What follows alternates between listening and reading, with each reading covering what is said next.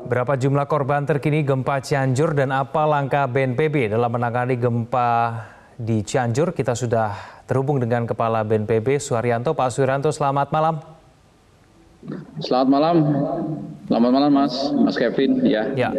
Terima kasih Pak Suharyanto telah berbagi waktu bersama kami di Metro TV. Pak Suharyanto, apakah ada penambahan jumlah korban jiwa hingga malam hari ini? Sementara kami langsung berkoordinasi dengan petugas di lapangan, Mas Kevin, baik dengan BPBD, unsur TNI, Polri yang ada di lapangan. Memang angkanya masih belum bulat, tetapi untuk sementara yang tercatat 46 orang meninggal dunia ini karena sudah terkonfirmasi di Rumah Sakit Umum Daerah. Kemudian sekitar 700 lebih luka-luka. Ini update terakhir, tentu saja ini akan berkembang terus, tapi sementara itu yang kami peroleh dan itu sementara yang bisa kami sampaikan ke awak media. Ya, Pak Suharyanto, ada data yang berbeda disampaikan oleh Bupati Cianjur, Pak Suharyanto. Pak Herman Suherman menyampaikan ada 56 korban yang meninggal dunia. Apakah memang datanya berbeda atau bagaimana? Nah itu tadi mungkin dari BPBD juga yang di lapangan tadi juga mengatakan baru 36, tapi dari Komandan Kodim ada 46. Ya itu Mas, nanti kami pastikan dalam waktu yang tidak terlalu lama setelah yakin, karena ini kan kadang-kadang bisa pendatanya terjadi double begitu. Ya. Kemudian ada yang didata di satu titik, didata lagi tempat lain. Nah, nanti kami akan pastikan dalam waktu yang tidak terlalu lama untuk kepastiannya gitu. Jadi kami tidak membenarkan data kami atau menyalahkan data dari Bupati Cianjur. Artinya puluhan memang sudah banyak yang meninggal dunia. Demikian. Baik, Pak Suharyanto, ini korban 46 yang meninggal dunia ini, data dari BNPB berasal dari daerah mana saja, Pak Suharyanto? Kalau berdasarkan dari kami, ini terkonsentrasi di 3 kecamatan. Kecamatannya ada di Cugenang, kemudian Kecamatan Cianjur, dan ada satu kecamatan lagi adalah Kecamatan Rancago, Kecamatan Cilaku. Ini yang 3 kecamatan di wilayah Kabupaten Cianjur ini yang kami mendapatkan informasi terdampak cukup berat begitu, karena ada 1.360 rumah yang rusak berat. Di samping juga ada beberapa sarana ibadah, sarana pendidikan, kemudian juga ada toko, ada sarana ibadah yang rusak berat. Tapi di tempat-tempat lain juga bukan berarti tidak terdampak, tapi di 3 kecamatan di Kabupaten Cianjur ini yang terdata di kami yang paling parah. Demikian, Mas Kevin. Oke, baik. Apakah ini artinya bahwa proses evakuasi ini memang konsentrasinya di 3 kecamatan ini, Pak Suharyanto? Ya, untuk sementara di 3 kecamatan ini untuk evakuasi korban yang luka-luka dengan meninggal dunia ini menjadi prioritas, tapi juga di tempat-tempat lain juga kita kerahkan. Jadi yang bergerak di lapangan, unsur BPBD, BNPB, Basarnas, unsur TNI Polri, dan para relawan-relawan kebencanaan ini juga sudah mulai berdatangan ke lokasi. Dan pastinya untuk lebih pastinya lagi, besok pagi-pagi kami tim terpadu akan datang ke sana di bawah pimpinan Pak Menko PMK untuk memimpin secara langsung penanganan gempa di Kabupaten Cianjur khususnya dan Bogor, Sukabumi dan sekitarnya ini lebih terarah dan lebih baik lagi. Demikian. Baik, Pak Suharyanto, apakah proses evakuasi masih berlangsung hingga saat ini meskipun sudah cukup malam? Nah, ini tentu saja sekarang yang lagi diprioritaskan karena juga tim evakuasi tetap masih berjalan. Kita pun mulai menyiapkan tempat-tempat pengungsian bagi masyarakat, khususnya melewati malam ini. Semua sudah didirikan tempat-tempat pengungsian dan posko-posko. Untuk posko-posko penanganan ada 4 titik, ada tempat-tempat pengungsian, ada yang besar didirikan juga di depan pendopo.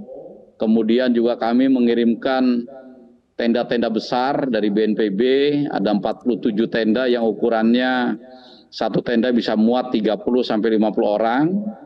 Kemudian juga malam ini juga jam 7 nanti kami akan rapat koordinasi dengan KL terkait, ada Kementerian Sosial, Kementerian PUPR, Kementerian SDM, Kementerian Kesehatan, dan kementerian-kementerian lembaga lainnya termasuk dari unsur TNI dan Polri untuk memetakan dan mensinergikan langkah-langkah dan kebutuhan-kebutuhan sarana prasarana yang dibutuhkan di tempat bencana. Seperti contoh BNPB punyanya tenda-tenda besar untuk pengungsi dalam jumlah 30-50 orang. Tetapi seperti Kementerian Sosial punya tenda-tenda keluarga yang bisa diisi 3-4 orang. Ini juga kami kerahkan semua, sehingga nanti masyarakat di Kabupaten Cianjur yang bersedia untuk ditampung di tempat pengungsian, semuanya masuk ke tempat pengungsian. Tetapi mungkin ada 1-2 atau beberapa yang ingin tetap di dekat rumahnya masing-masing yang terkena dampak, karena mungkin banyak harta benda yang masih bisa diselamatkan, itu pun kami layani dengan menyiapkan tenda-tenda keluarga. Kemudian logistik, kami juga cek ke sana bahwa dapur-dapur umum ini juga sudah beroperasi, dan ini kebutuhan-kebutuhan tambahannya, besok juga kami akan drop, kami bawa logistik untuk memenuhi kebutuhan daripada para pengungsi yang tinggal di pengungsian, termasuk juga operasional kegiatan dalam evakuasi dan pelayanan daripada pengungsi. Untuk jalan-jalan yang ada yang longsor, Kementerian PUPR juga sudah mengerahkan beberapa alat ke sana, dan untuk membantu pendistribusian logistik, apabila ada tempat-tempat yang terisolir, ini juga kita sudah siapkan helikopter. Artinya semuanya kita berusaha semaksimal mungkin untuk memastikan kebutuhan dasar pengungsi ini betul-betul tertangani dengan baik. Tentu saja ini tidak bisa sempurna dalam hitungan jam, pasti ada kekurangan dan kelemahan, ini akan kami perbaiki sehingga semakin lama semakin baik dan semakin sempurna. Seperti itu, Mas. Ya, Pak Suharyanto tadi disebutkan 1.360 rumah yang rusak ya, kalau saya tidak salah ya. Ini deteksinya ada berapa banyak jumlah pengungsi, Pak Suharyanto, yang saat ini ditangani oleh BNPB? Angka pastinya belum, tapi dengan jumlah yang rusak 1.360 rumah saja, kita bisa prediksi kalau itu pun dikalikan 3 ya berarti sudah 5.000-an pengungsi gitu. Belum lagi yang ada sarana ibadah, ada juga sekolah-sekolah, saya kira lebih banyak lagi pengungsi. Dan kalau kita lihat gempanya 5,6 skala Richter di darat dengan kedalaman 10 km ini termasuk gempa yang dangkal. Belajar dari pengalaman gempa-gempa sebelumnya, contoh misalnya yang hampir sama itu di Pasaman Barat begitu, itu rumah yang rusak itu sampai yang harus diperbaiki sekitar 2.000 rumah. Artinya data 1.360 ini masih akan berkembang terus, Mas. Dan ini memang menjadi PR atau tugas BNPB dan BPBD termasuk pemerintah daerah untuk segera mendata rumah-rumah masyarakat yang rusak. Karena rumah-rumah yang rusak ini menjadi tanggung jawab pemerintah untuk memperbaikinya. Demikian, Mas. Baik. Pak Suharyanto, ada 3 kecamatan yang terdampak paling parah. Apakah ada data perinciannya? Pak Suharyanto, sudah berapa total kecamatan maupun total kelurahan yang terdampak gempa ini? Apakah ada? Sementara masih pendataan, Mas. Baik. Mungkin nanti dalam kesempatan yang akan datang, mudah-mudahan besok ini sudah bisa dilengkapi begitu. Ini desa-desanya ada Desa Rancagoong, Desa Libangan Sari, dan ada Desa Cijedil.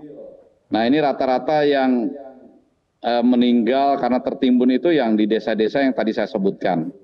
Untuk kondisi rinci pastinya kami mohon waktu, Mas. Terima kasih. Baik, Pak Suharyanto mohon ditahan, kita akan lanjutkan dialog kita bersama dengan Pak Suharyanto ya. Kita akan dengarkan dulu apa pernyataan dari Gubernur Jawa Barat Ridwan Kamil berikut ini.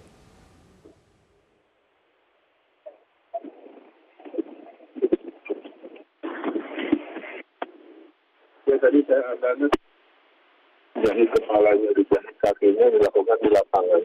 Ya, jadi tindakan menormalisasi atau yang stres, ada yang menangis, ada yang kepalanya baru dijahit dan sebagainya. Macam-macam rupa-rupa memang kebencanaan seperti ini. Tapi poinnya adalah media juga saya titip menyampaikan dengan keprihatinan, tapi tidak membuat ketakutan lah kira-kira begitu ya. Kita proporsional aja. Negara hadir, Pak Gubernur hadir, Pak Bupati hadir, semua hadir di sini untuk memastikan semua keluhan bisa ditangani dengan baik ya. Terima kasih untuk semua.